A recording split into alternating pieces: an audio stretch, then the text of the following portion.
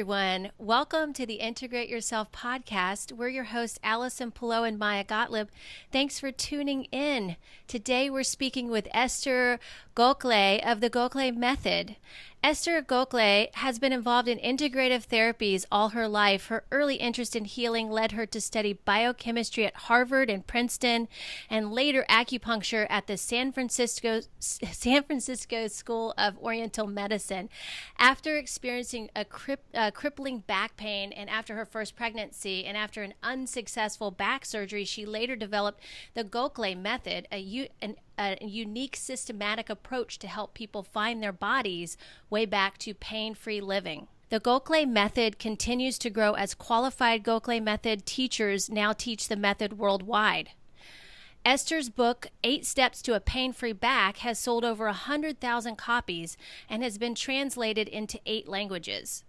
Esther hosted the nationally televised program Back Pain, the Primal Posture Solution. She's also presented at conferences including TEDx Stanford, Ancestral Health Symposium, which is where I saw her, and Weston A. Price Foundation, and Primal Con. In May 2013, the New York Times featured Esther in an article giving her the title, The Posture Guru of Silicon Valley. Esther, welcome to our show. Thank you so much for coming on. Thank you for inviting me. Yeah, no problem. Esther, I wanted to start by just talking about your personal journey and how you came to develop the Gokhale Method. Yeah, so I came at it the hard way, which is how many people arrive at their passions. I had an L5-S1 herniated disc in my first pregnancy, and it was crippling. It felt like an ice pick in my butt. I couldn't carry anything, I was told it would go away after the kid is born, after the baby's born. No, it became worse and worse, and all the usual things were not helping it. Conservative, alternative, I tried everything I knew about, and it just got worse. And finally I had surgery, and that made it better, but then a year later I had a reherniation of the same disc.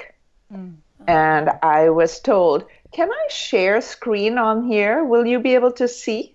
Yeah. Sure. Let's try that, because I can show you an MRI of my back. There it is, 1987. Oh, wow. And there's my L5-S1 disc herniation.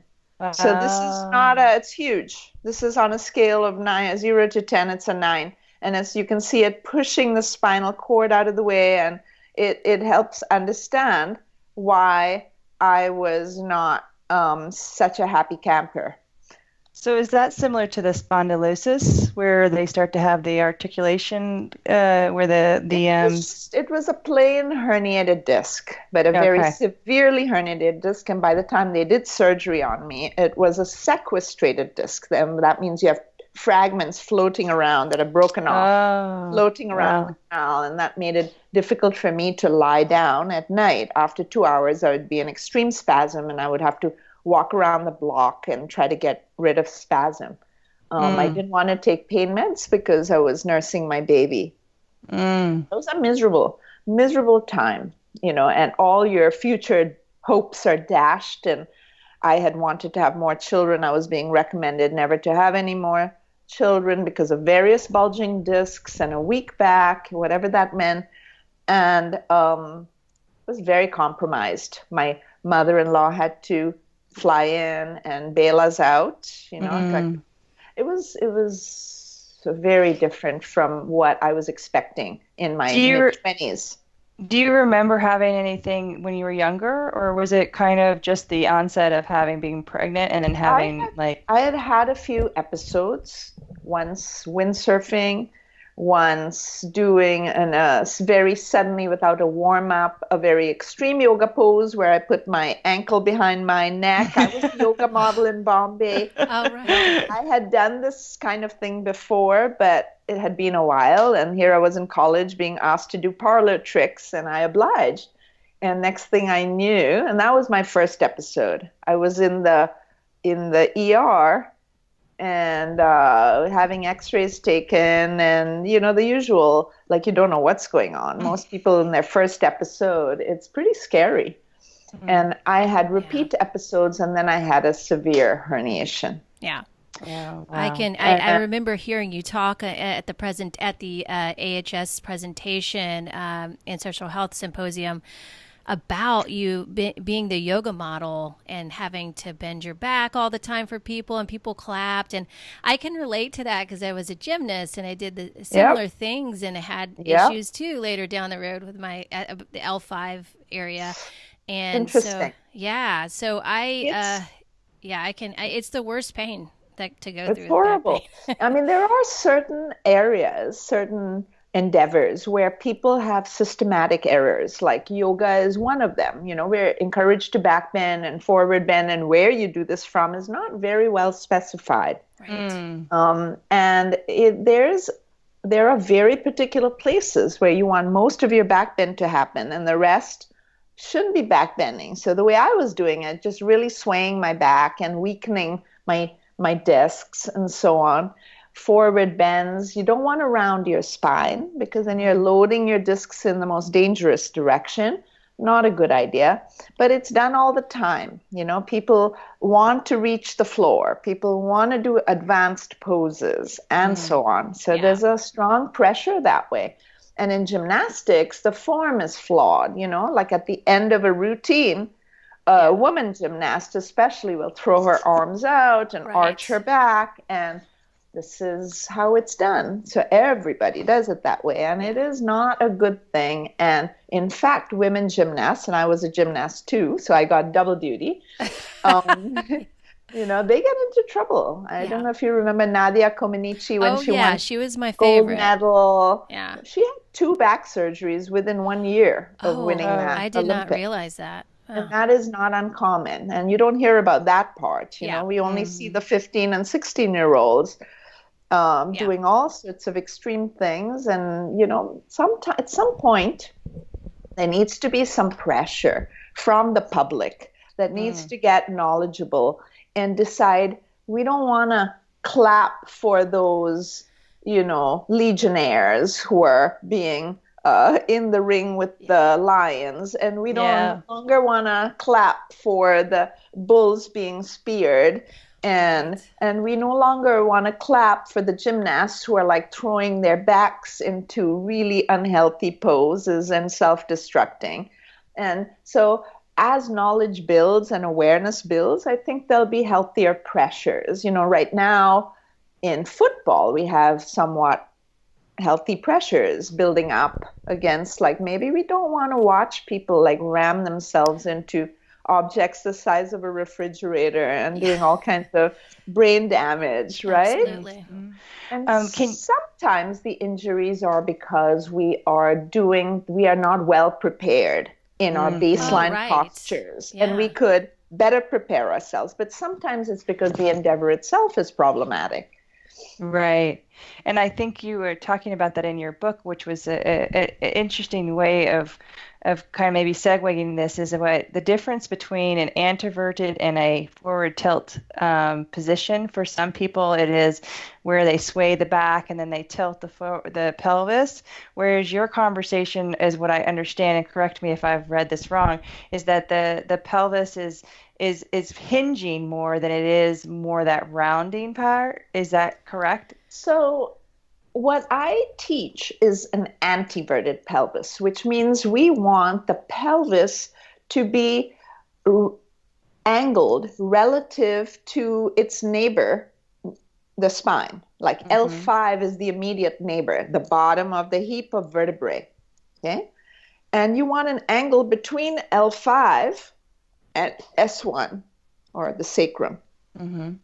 Now, this person, if the angle is happening up higher, that's a very different scenario. The pelvis is still angled relative to the floor, and this scenario and this scenario is given exactly the same label of forward pelvis. So all they're saying is your pelvis is angled relative to the floor. They're not telling you whether it's angled at L5S1, which is a very healthy place for it to be angled, or it's angled up higher, maybe L2, maybe L3, maybe L1, which is a very unhealthy scenario. So I think the nomenclature is just it's very confusing, and it obfuscates the matter at hand, which is that you want an angle down low at L5S1, and you don't want angle up top. That is a sway.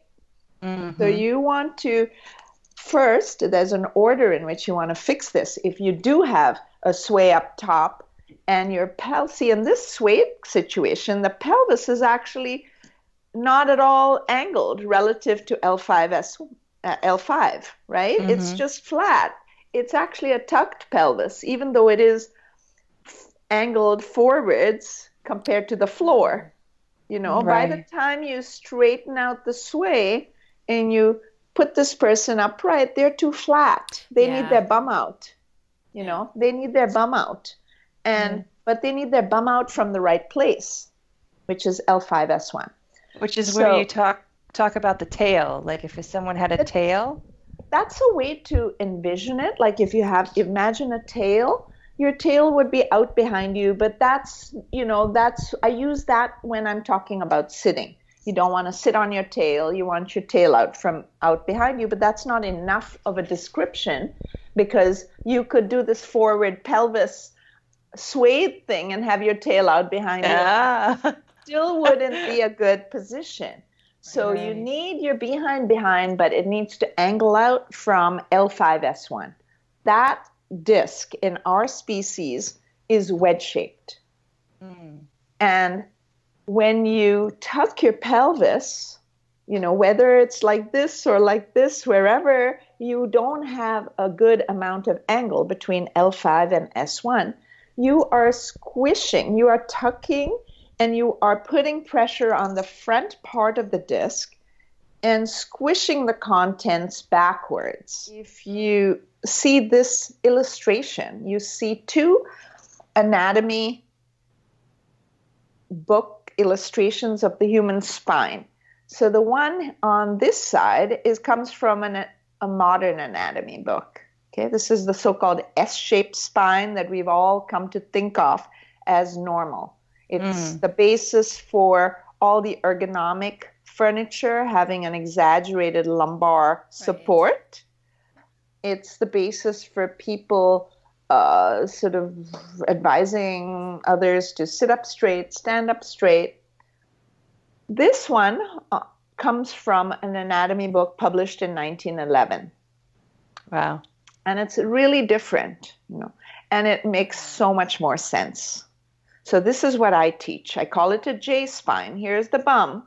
And you see how there's a lot of angle between L5 right there and the sacrum.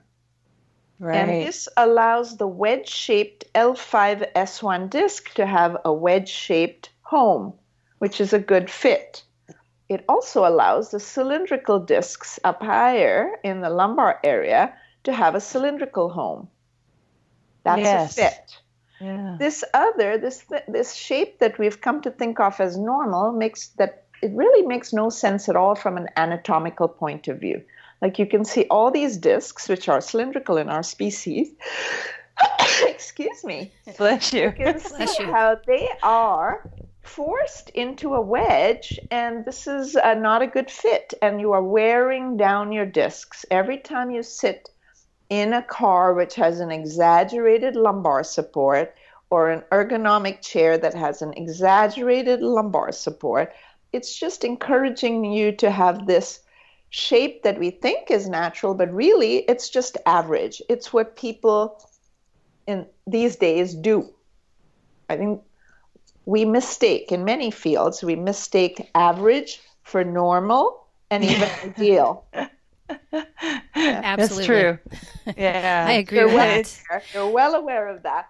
And, when you have a population that has an 85% incidence of back pain, you don't want to copy average. No. You want to go back in time And you want to see what people used to do when they didn't have so much back problems. And you want to see what cultures do that don't have so much back problem. I'm going to share another slide with you. These Ubang tribesmen, you can see how their behinds are out behind. And then up higher, it's a nice, elongated, relatively straight back. Here's your J-spine. And I can show you many more slides like that, like ancestral populations, like these Greek statues here, behinds out behind, and up higher, a nice J-spine. Look at any kid, they got that same shape, bum out, up higher, relatively little lumbar curve, pretty straight up and down. And this is what I'm arguing makes sense and what is our heritage, our genetic heritage, our cultural heritage until very recently. And there you have it. So this is what we're shepherding people towards. That's incredible. Awesome. I remember looking back on photos of myself when I was a child and I had that kind of posture, and people were always telling me that my posture was bad when I was younger. And what about it? What about it did they not like? Because I had that... Your bum out? Yes. You know, there are certain places and certainly some generations that have been taught that it's somehow bad to have a bum.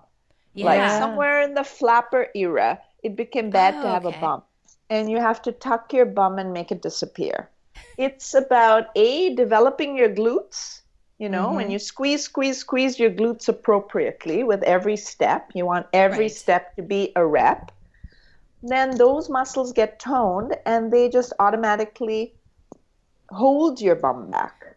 Okay? Yeah. You also want to relax rectus abdominus, the six-pack muscle. Yeah. Okay? Yeah. People tend to overdo things on that muscle. Like all the abdominal exercise we do in modern times tends to be for rectus, crunches, sit-ups, you know? And that's the least important of the 4 layers of ab muscles you have.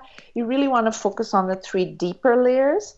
And if you have over-exercised, over-tensed rectus, then you want to learn to let it go so it's not pulling up your pubic bone and tucking your bum. Right. So that's an important thing. And that's something you were talking in your book, you talk about in terms of how to help people walk, whether you bring them into the book a little bit by stages, and the stages are where the sitting stretch and the lying stretch, and then you go into the tall walking ability, because most of the time when I work with clients, we always have some conversation about how the glute's not activating, right? So the whole culture has gotten glute amnesia is the buzzword. It is. And if you ask someone to squeeze their bum, they really don't really understand. So this book has actually been a really helpful kind of information of how to get them to activate that. But it is something that I found that was helpful for some of my clients. It's difficult to teach it well, you know, and what I've discovered needs to happen is you want to teach in many ways at once. You want to teach visually, and that's why the book has like over 1,100 images, right? Step by step, instructions, pictures on the side showing all these people in other cultures doing what it is we're talking about. So that's visually compelling. It also has to be intellectually compelling because it is going to feel weird. Any change feels strange. And so how are you going to convince someone to do this weird feeling thing, you know, and really weird feeling thing? You know, I have students say, whoa, I feel like some kind of orangutan. Are my knuckles hitting the floor already? Yeah. Well, that's an interesting way of saying it, because the feeling about what you're changing is sometimes scary for people because they're not used to it.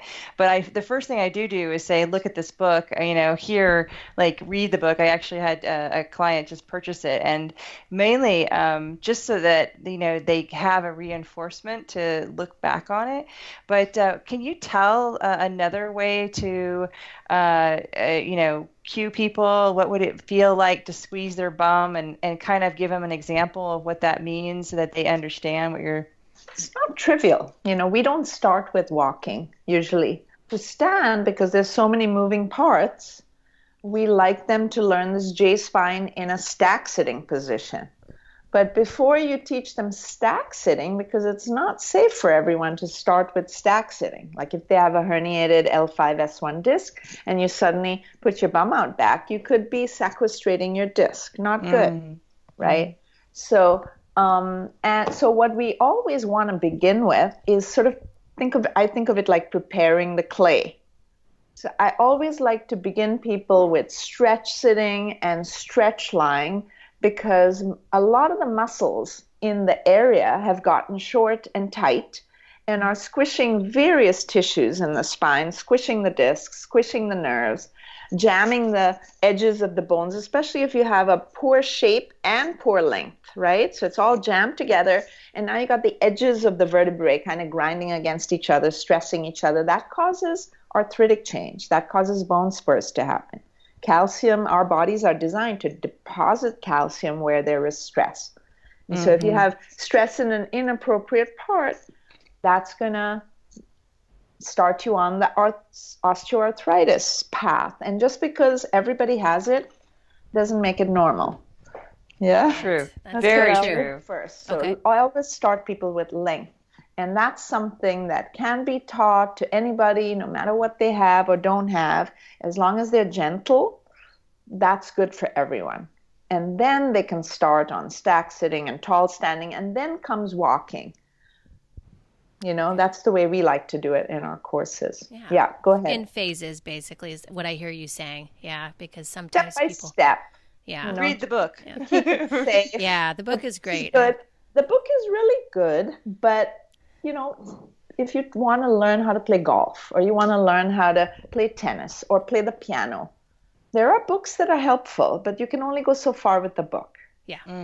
So what we always tell our people, you really need coaching, and you need it from someone who has done this whole track and can guide you appropriately, because there are pitfalls, like I just outlined. Stick your butt out behind you, not a good way. You might increase the sway. Right. You might further impinge your nerves and damage your discs and so on. So step by step, hands-on coaching, multiple channels, visual, intellectual, hands-on, and we keep adding layers. So now we've added a lot of technological layers that are exciting, and you will hear about very soon. Because we've started experimenting with how to give people feedback in even more ways. Oh, great. Well, I wanted to go down the road of how you a little bit more kind of backtrack and talk about your experience in India and your observations of people and how they were standing and bending and sitting and I know that was a big influence on your work today. So I'd love to hear about that as well. Yeah, sure. So I grew up in India. I was born in Holland. My mom's Dutch, but my father's Indian. And this was a very lucky background to have, because I was constantly navigating multiple cultures. And that's my professional job now, Yeah, right. The best from different cultures. So it's the African way of holding babies and training them to sit, and it's the Portuguese way of striding in a certain way and inspiring Caucasians that this is not just Africans who have this, and so on. But I go back to India regularly. India is such a rich cultural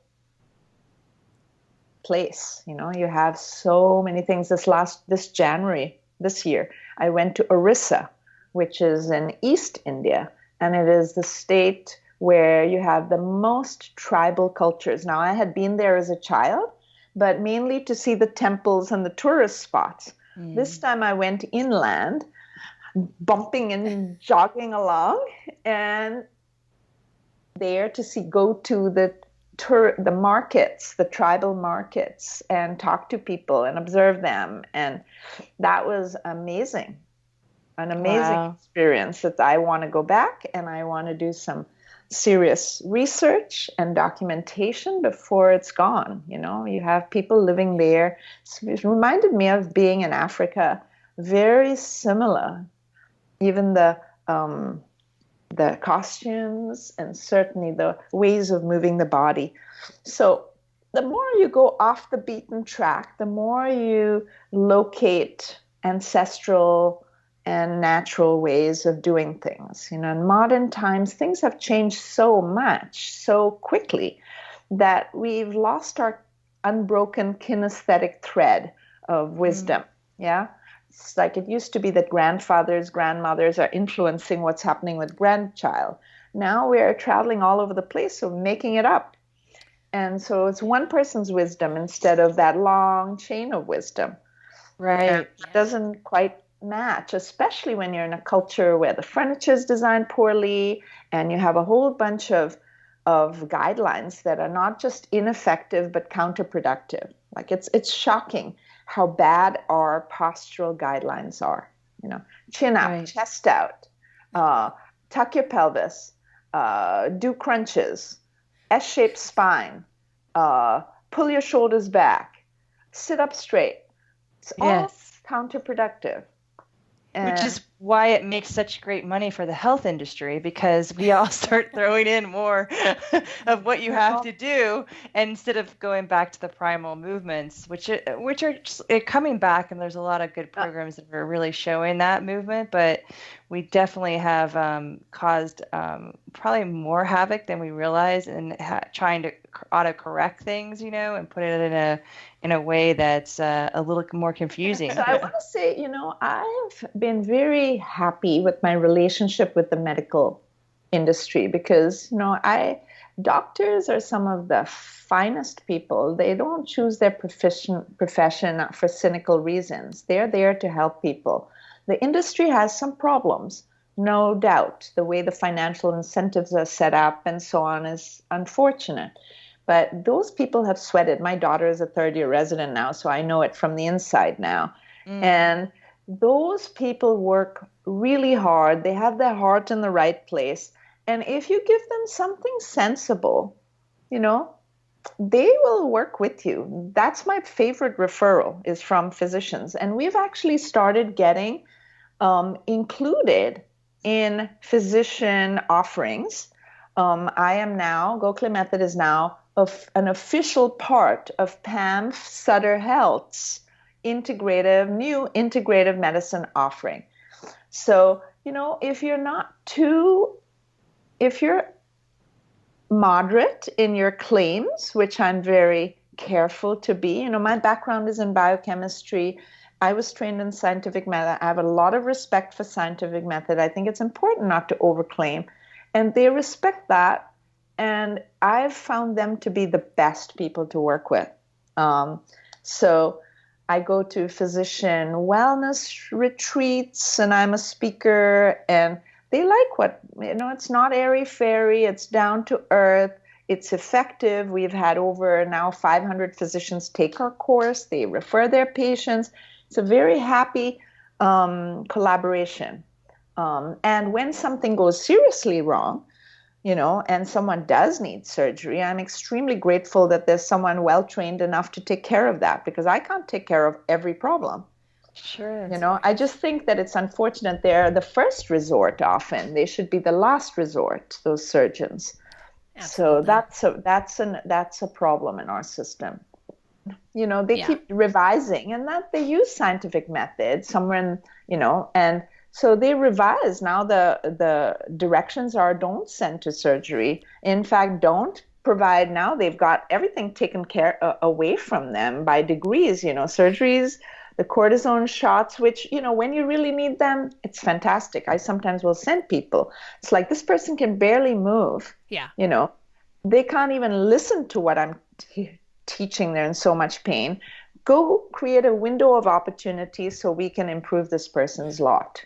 Right. Because when they're in a lot of pain. I have more use for those surgeons and the physiatrists and so on than the modern, recommendations. I think that there's a very important place for them, but a limited place. Thinking about was when I watched your presentation and I was kind of in awe about, things I hadn't thought about before, about people watching each other as they walk down the street in the villages, and like thinking about how in our society, really, if you like watch somebody walking down the street or stare, it's kind of, you're looked at as kind of strange, or they're like, why are you looking at me? Or so there's different, but that's such a huge part of learning from each other that we don't even think about. We find ways to watch each other anyway. We have sneaky. It's not exactly. Straight up staring.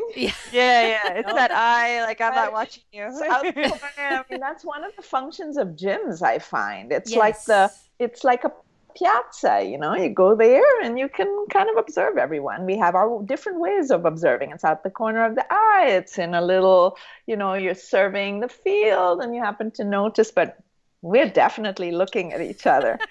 That said, in our classes, when people first come in, one of the lines I always introduce early is, I say, in our culture, we're strongly discouraged from staring at each other. In this class, you're very strongly encouraged to stare at each other. And if anyone feels self-conscious about that, let me know and I'll protect you. But otherwise, this is part of the richness of having a group course. So that's one of my lines. And I have yet to find a person who wants protection. So I've been saying this in every course for years and years, and nobody objects. Once it's kind of disarmed in that way and people have been given permission, everyone feels very comfortable. And then they learn that much better. Yeah, I love that. That's awesome. Takes the barriers down for Exactly. Yeah. Esther, what was one of your biggest aha moments? Like what kind of like that moment that just everything kind of set in and we're so many. I mean, I would say just one the of them. realization that there are populations that don't have so much problems. Right. It's like that's the biggest aha. Like, whoa, that makes sense. It makes sense that we're designed well. It doesn't make sense that we're kind of falling apart and falling over like dominoes. I think that's probably the biggest aha. Like, hey, we're actually well designed. We just arrived without a user's manual. Yeah, correct. Yeah. And totally. Now we need to figure it out backwards. Like, okay, what? I have a section in my book theorizing about why we've kind of lost our way, not only in our bodies, but also our theories, and even at the higher level, at the medical professional level, what's described as natural is not necessarily natural, or normal. There's a lot, yes, very big thing when you start roaming around and improvising how you raise kids, and you don't really have the grandparents there informing the process. I think that's a big factor. The fashion industry has not helped. Yeah. Like around the flapper era, where it became fashionable to tuck the pelvis. After World War I, people were down, needed a freshen up. And the freshen up was this new sort of easygoing way, but lost the baby with the bathwater there. Right. So yes, we became very casual, but we lost our, like the old way was reframed as being stiff. And but then the way in which we became easygoing included sort of lounging around with the tucked pelvis and a slumpy look, and that became framed as new and cool. And we've stayed with that. I mean, if you look at the fashion industry, that's still the norm. Right. Tuck pelvis, kind of leading with the hips, lots of extra curves all through the body that don't work well. Slouching. Kind of like yeah. But then like you said, don't sit straight up, is because you're not performing what like the generations prior, the ones that used to sit straight up, because their spines were more straight versus more angled in terms of the spine. Yeah, so it's kind of problematic too. Kind of counterintuitive now to tell someone to sit up, because you're pulling a lot more different directions, and it's even harder for them to maintain because they're straining, right? Versus just relaxing into a seat. Right. So, it gets technical. Like a lot has to do with the way your pelvis is positioned. Like if you have a tucked pelvis and in effect you're sitting on your imaginary tail, then you're setting yourself up. The physics of the building blocks up above is such that you're going to be slumping and your head is forward and your shoulders are forward. And then trying to fix that, because every parent sees their kid doing that and knows something's wrong. And then we ask them to sit up straight. And now we do this opposite thing, which is arching our back. We haven't really reset the pelvis. We don't know how to give good directions. So we say, sit up straight, pull your shoulders back, and now you got two problems instead of one, like you were saying earlier. So it's, so we have different directions, like for kids so we say, put your dragon tail out behind you, or, stack your blocks, not sit up straight, so sit like a princess. There are different directions that work better than the conventional ones. Yeah. Right. Now I'm finding that we have a new thing that's in the mix, where we have people looking at their phones and playing video games and all kinds of stuff now. So that actually brings a whole new thing into the arena. In several ways. It can be done well. Somewhere on the internet there's a picture of a gorilla with his cell phone, and he has wonderful posture. He pulls that cell phone up to him, and he's got a nice straight neck, and he's got no problem. You can do it well. But people, once you got poor habits to begin with, and now you got this little thing that is very engaging and drawing you in, and so much so that you're not even hearing from your body that, hey, something's not very happy. Now you got, cascading problems. So can be fixed. It's not rocket science to fix these, like being at a computer for extended periods or being with the cell phone. Not at all hard to train someone to do it well, but it's not happening. But you have developed a back pad for chairs that helps people with the posture? Here we have it. That's cool. Yeah. I kind of feel like I need that in my car, because I just got a new car and the seats are terrible. Yep. So we made it for the car originally, and you can see it has sticky pads. These are rubberized. Nice. Okay. And so it hangs. It hangs like a necklace from the headrest. Mm-hmm. So it's hanging behind your mid-back, below your shoulder blades. And then the idea is you create gentle traction. You hike your back higher up against the backrest than it would ordinarily connect. And now you got gentle traction in your back. And now you are very safe to navigate all the bumps and jogs in the road. And that's what it was originally created for. But it also gives you just background traction, which is extremely useful to anyone whose muscles are a little tight and tense and has created extra sway, or has never tried to have good posture and has always been in a C. That person needs extra length too. So either way, whether you have been swaying and you're backwards curved, or you've been slumping and you're forwards curved in your lumbar spine, having this kind of cushion behind you. And that's the difference that you were talking about with the lumbar support. Like some people think, oh, I'm sitting up straight, but I'm actually using a lumbar that's actually not creating that elongation that you're asking. Right. So this is about getting rid of some of your lumbar curve, not creating lumbar curve or, supporting what lumbar curve you have, but rather stretching it out towards that J-spine lumbar area where the discs now have both the right shape home to live in and some extra length so they can rehydrate, because human discs don't, easily repair themselves. If you keep putting stress on them, the same stress that caused the problem, they have no way to repair themselves. There's no blood getting in there. Right. After the age of 7 in our species, there's no blood flow in the discs. So the only way you get them to you get like building blocks and nutrition and fluid into the discs is by decompressing them. So every time you elongate your spine, and this is the first technique we teach people because they're sitting anyway, they might as well be stretch sitting and making it a therapeutic activity instead of sitting there like lumps and then blaming sitting for what ails them. You know, it's become very fashionable to blame sitting for everything.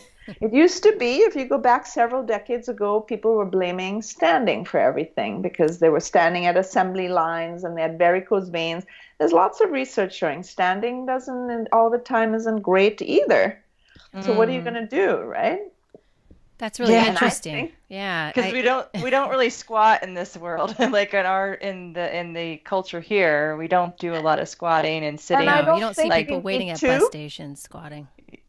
No, and it's not part of people do different things in different cultures, and they're all good solutions. Like our ancestors didn't squat for a long time, haven't squat. We've got good solutions. They include chairs. They include surfaces we sit on. It's not a bad solution, but it needs to be done well. In the last 100 years, we kind of forgot everything. Yeah, I appreciate that because, a lot of people still like to use chairs and they like to sit and, Yes. What do you think about sitting on the floor? What's your opinion on that? It's a bad idea for a modern Westerner because a modern Westerner doesn't have the hip joints that allow you to either do a full squat with a healthy back shape, that ends up being rounded. I mean, I can show you what I consider to be a really healthy squat. This was from January this year, and I am in the marketplace, and you can see, look at this woman's back. Look how straight it is. And look where her knees go up. Like it's almost a U-turn here. And then it's another U-turn here. And then it's a very acute angle at the ankles. Now, almost like she's that. Yeah. It's almost like she's pronated. No, she's not pronated. That's part of the point. You don't want to be pronated. But it looks like it, but you're saying it's not. No. I can show you. Like these people are not prone. That's part of the point. They're not pronating their feet, but most modern Western people would be. If they force themselves to squat, they pronate their feet, they round their backs, and they do all kinds of damage to the ligaments. Right. And I don't think most people are able to do a full squat without damaging their ligaments. And I don't think they should be pushing themselves. They can do B squats, they can do partial squats, they can do hip hinging is available to everyone. If you want to work on the floor, do things on the floor, that's what they do in Africa, and that is available to us with a little practice and with stretching out the hamstrings. Yeah. Which is good advice to those who want to try to, change slowly through their own process, but to know that they may never get a complete squat like they think that they're supposed to get to, because there's a lot of people that I've worked with that have had similar kind of situations. They try to change something and it doesn't help them. It makes something worse. And that happens a lot when people try to go bush. It's like, okay, I'm this modern urban person and suddenly I'm going to pretend I'm a hunter-gatherer. Well, there are a few things missing between here and then. You got to do your prep a bit. You can't just suddenly throw off your shoes and go running around on cement barefoot. It doesn't immediately work, and maybe it won't ever work. It depends on how your feet are. It depends on squatting. Again, it's like, I see a lot of really, really problematic shapes as people force themselves into all, these ancestral, pseudo-ancestral positions. So you talked about feet. Will you talk about the kidney bean shape and why that's important? Yeah. So shape, you see it in little kids' footprints. There's a kind of curve in the foot. And in these ancestral and indigenous people, you see that same shape preserved into adulthood. And I believe it's a natural shape for human feet. And it's arrived at by really using the feet a great deal. So it's one of the things we teach in our courses is how you use your feet as part of walking. You know, your feet are pretty complex, and they're not made to just sit there like a prosthesis. They're made to work. Yeah, and right. and grab in different ways. So these are all things that can be learned. None of this is rocket science, but neither is it trivial. And so we teach people to make these changes bit by bit, step by step. People are here, they want to go there, and each one needs to be shepherded. You know, like we get, our classes are capped at 8 people, okay? Before the teacher sees the student, they have read all about their history, their medical history, their activities, their sports or no sports, their children, whatever. We have a picture of these people in between lessons and before the lessons, and then we shepherd each person depending on their history, their surgeries, their weaknesses, their goals to get to a better place. So we take a lot of we're very bent on excellence. We don't want to just do a half-assed job. Nice. So we've really poured a lot of resources into creating technology that will help, into allowing teachers to focus on what they need to do, which is use their eyes, use their hands, use their spirit to encourage students, and not like be digging around in a file for a piece of paper with an exercise. You know, all of these kind of things are automated in our ecosystem. And, you know, before and after pictures, we have our own built in-house app, and teachers click and it goes, and it's secure. It goes to their account and they can watch their progress, and it takes the teacher no time. They just click, boom, done. Student gets a notification and can see that material, that content stored on the web, on their account. So we do a lot of things like that help, because people need to see, oh, now I realize I really arch backwards. I saw my photos and I'm feeling strange now, but oh, now I can see in my photo that, hey, this is upright. It might feel weird, but it isn't weird, and so on. So that's awesome. One last question I have is, a lot of people talk about like strengthening the core, and you mentioned how the rectus abdominis doesn't need to have that much work on as we've created, but what have you seen about that part of people saying strengthen the core? Because I find that people are not getting what that really means. They're creating like a muscle that needs to like be strong all the time. Do you see any of that being an issue in your institute? I absolutely do. And the way I've addressed this problem is to sidestep it. You know, instead of arguing with people on how they're misusing the word core, because core is used every which way, you know. So I've created a whole different vocabulary that no one's arguing with me about. You know, I don't talk about neutral pelvis, because I don't talk about forward pelvis. You know, it's like whatever, you keep going. You know, I'm not going to engage with this nonsense.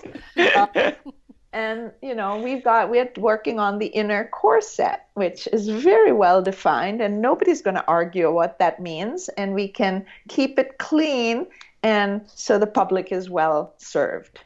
Okay. You know? So with core, I don't use that word.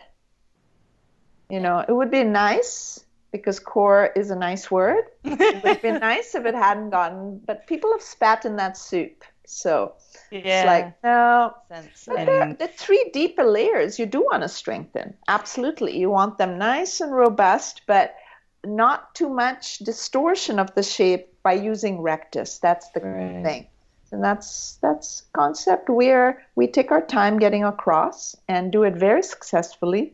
Every time someone graduates from our class, one more person in the world who is well educated and beam it out and influence others. They tend to come back with their families and their colleagues. So we're working, we used to work one back at a time. We're now working one group at a time, colleagues, families. It's very good. That's wonderful. Thank you for your work. We really appreciate it. Yeah. You have teachers all over the world. Is that correct? Or we have teachers all over the world. Many of our teachers travel. And so we are now serving the public very well. That's wonderful. Yeah, great. And so tell us, Esther, tell our audience how you can be contacted, how they can find out more about the Gokhale Method and how to be involved in that. So our website is very rich, Gokhale Method, Gokhale. It's a little difficult to spell. And if they forget that, just look up Esther posture and you'll find your way to our website. And my book, 8 Steps to a Pain-Free Back, is a good place to start as well. But really what people need, as I said before, is a coach. And so best is to show up at one of our teachers' free workshops and then the 6-lesson course. That's where you really learn the nuts and bolts of what it means to use your body well. And that's something we're trying to reach to everyone. Wonderful. Thank you. Yeah. And what would be your ultimate advice or your best advice for someone who is going through back pain or where to start, Start with length. Maybe I should stop there and then come see us. That's great. Thank you. That's part 1. To be continued. Well, Esther, thank you so much for coming on our show today. And I will leave links for how to contact Esther, as well as get and find her programs and everything that she has to offer. As well, we're going to post all this on our Facebook page as well, our Integrate Yourself podcast community. You can always also find me at pureenergypdx.com and Maja at majagottlieb.com. And our Patreon page is Patreon/Integrate Yourself if you want to support us. Thank you guys so much. And we'll talk to you next time.